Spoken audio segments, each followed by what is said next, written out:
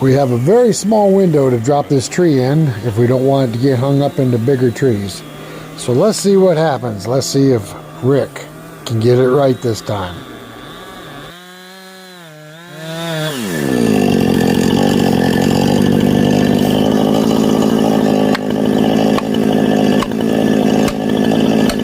All right, hang on, man.